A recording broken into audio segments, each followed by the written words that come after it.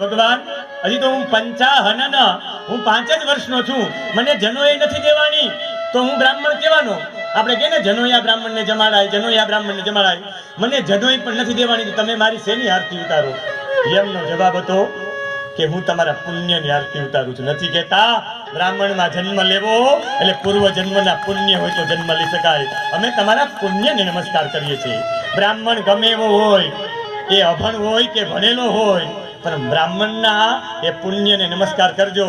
બાકી પુણ્યને નમસ્કાર નહીં કરો ને, તમારું પુણ્ય ક્ષીણ થઈ જશે. એટલે તો દ્વારિકા વાળો ખુદ બોલ્યો છે કે અદ્યાપી શ્રૂયતે ઘોષો દ્વારવત્યા અર્ણવે અવિદ્યો સવિદ્યો વા બ્રાહ્મણો મામ કીર્તનો. અદ્યાપી શ્રૂયતે ઘોષો, આજે પણ ઘોષો એટલે અવાજ સંભળાય.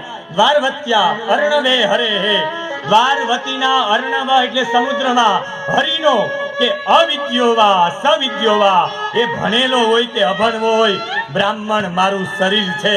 એવા બ્રાહ્મણ યોનિમાં જન્મ આપે, આખું ગામ તમને વંદન કરે, પગે લાગે, ને પછી તમે બ્રહ્મ કર્મ ન કરો. ભગવાનના લાડલા દીકરા, ભગવાનના વાલા દીકરા, નંબર 1 દીકરાને જો તમે પછી ખસી જાઓ, તમે બ્રહ્મ કર્મ ન કરો.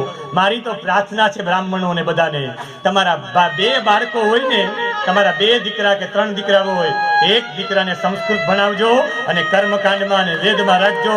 બાકી સંસ્કૃતિ લોપ થઈ જશે. તમારે સંસ્કૃતિ જીવિત રાખવી હોય તો બ્રાહ્મણોને જીવિત રાખવા પડશે. બ્રાહ્મણોને જીવિત રાખવા હોય તો એને સન્માન આપવું પડશે. કર્મકાંડી બ્રાહ્મણોને સન્માન નહીં આપો, કોઈ કર્મકાંડ નહીં કરે ને વેદ ટકશે નહીં. વેદ ટકશે નહીં તો ભારત વિશ્વગુરુ બની નહીં શકે. ભારતને વિશ્વગુરુ બનાવવો હોય ને તો એ બ્રાહ્મણોને સન્માન આપજો. કે આને શું આવડે ને આને તેમ. સવિદ્યો વા અવિદ્યો વા બ્રાહ્મણો મામ કીર્તનુ.